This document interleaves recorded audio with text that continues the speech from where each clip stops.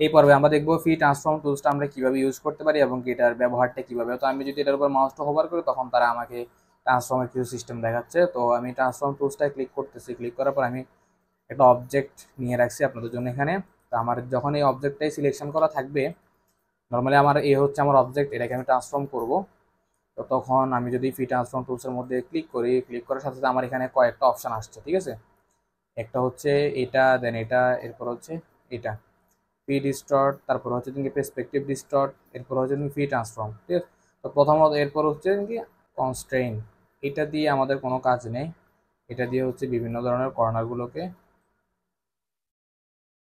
মানে এরকম করে রাউন্ড করে মুভ করে, তো এটা আমাদের কোনো কাজের মধ্যে পড়ে না। বাট এইটা হচ্ছে আমাদের বাদ, আমাদের লাগবে হচ্ছে ফ্রি ট্রান্সফর্মটা। ফ্রি ট্রান্সফর্মটা কীভাবে ইউজ করব, আমি যদি ট্রান্সফর্ম টুলসের মধ্যে আসি, আসার পরে জাস্ট নিজের মতো করে এটাকে এভাবে করে আঁকা বাঁকা করতে পারবো। ডিস্টর্ট মানে যেভাবে ইচ্ছি সেভাবে আমি ট্রান্সফর্ম করতে পারতেছি। এরপর হচ্ছে পের্সপেক্টিভ ডিস্টর্ট যেটা আছে সেটার মধ্যে যদি আমি প্রেস করি তখন তাহলে আমি এটাকে উপরের দিকে নিয়ে যেতে পারবো। কীভাবে, এই এভাবে করে এটাকে একটা একটা লুক দিতে পারবো 3D টি শার্ট ডিজাইনটাকে।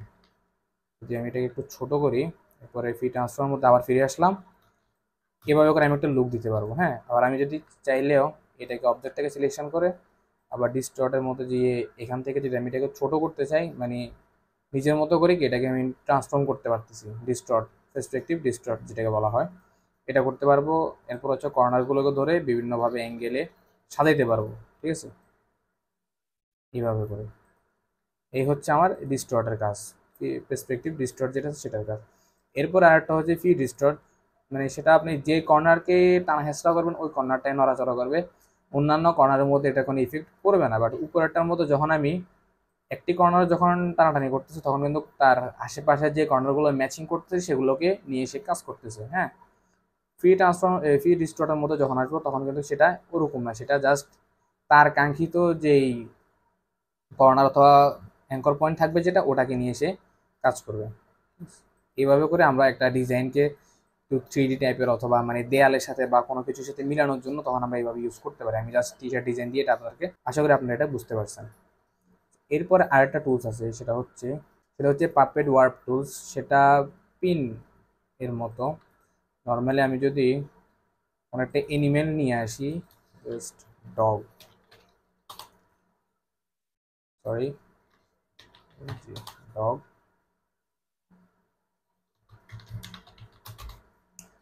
তো ডগ ভেক্টর নেওয়ার পরে আমি যদি ওই ডগটাকে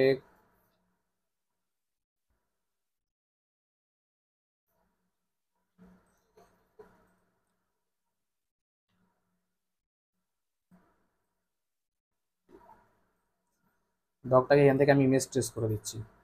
ইমেজ ট্রেস করে দেওয়ার পর এক্সপান্ড করে দিব, এক্সপান্ড করার পরে বাকিগুলো এটাকে আমি ক্যান্সেল করে দিচ্ছি। আমার লাগবে কোনটা, এটা, এই দুইটা আমার লাগবে, আনগ্রুপ করলাম, আমি এই দুটো নিয়ে কাজ করব, ঠিক আছে।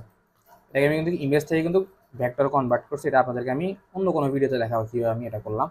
এখন যে পর্ব আছে আমি সেটার মধ্যে দেখাই। তো এই টুলসের মধ্যে যখন আমি মাউসটা হোভার করতেছি তখন সে বলতেছি কি কোনো প্রাণীর যদি হাত পা অথবা লেজ এগুলো যদি নাড়াইতে হয় বা কোনো মানুষের ভেক্টরের ক্ষেত্রে তখন আমরা এই ওয়ার্ক টুলসটা ইউজ করতে পারি। তো আমি এখানে প্রেস করলাম, প্রেস করার পরে সাথে সাথে দেখতে পাচ্ছেন যে আমার এখানে মেন যে পয়েন্টগুলো নাড়াচাড়া করার মতো আছে সেগুলো কিন্তু অটোমেটিক অ্যাড হয়ে গেছে। আমি যদি এখন মুখের এখানে একটা প্রেস করি, প্রেস করে আমি এটা একটু নাড়াচাড়া করবো, এটা কিন্তু ইজিলি করা যাচ্ছে, বিষয়টা খুবই মজাদার, তাই না।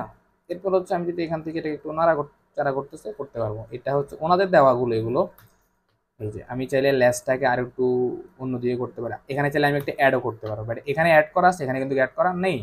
আমি চাইলে এখানে জাস্ট ক্লিক করলাম, ক্লিক করে এটাকে আমি অ্যাড করতে পারতেছি। এই যে পাটা আছে এই পায়ের এখানে আমি একটা অ্যাড করতেছি, অ্যাড করে আমি পাটাকে একটু উপরের দিকে নিয়ে যাবো। এখানে একটা অ্যাড করলাম, এটাকে আমি একটু নিচের দিকে নিয়ে এভাবে করবো, ঠিক আছে। আপনার মতো করে আপনি এটাকে কাস্টমাইজ করতে পারবেন। সেম এটার ক্ষেত্রেও যদি আমি আসি, এখানে আমি একটা অ্যাড করে দেন আমি এখান থেকে লেসটাকে উপরের দিকে উঠাতে পারবো, এখানে অ্যাড করে এটাকে আমি নিচের দিকে নামাইতে পারবো। অ্যান্ড দেন যদি আমি এখানে প্রেস করি তাহলে আমি এই জায়গাটাকে একটু মুভ করাইতে পারবো। যেহেতু এটা পাথের মধ্যে আছে এই জন্য পাথ নিয়ে এটাই কাজ করতেছে। বাট এইটা যেভাবে আমরা ফুললি ট্রান্সফর্ম করতে পারছি।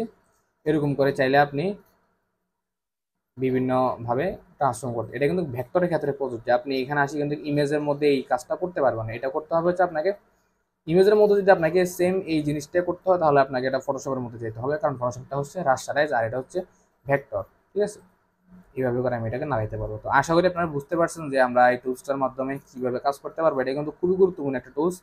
এই দুইটা টুলস কিন্তু আমাদের ডিজাইনের ক্ষেত্রে কিন্তু প্রয়োজন হয়। ঠিক আছে, তো এটা এই দুইটা টুলস আপনারা শিখে রাখবেন। দেখা হচ্ছে আপনাদের সাথে পরবর্তী অন্য কোনো ভিডিওতে।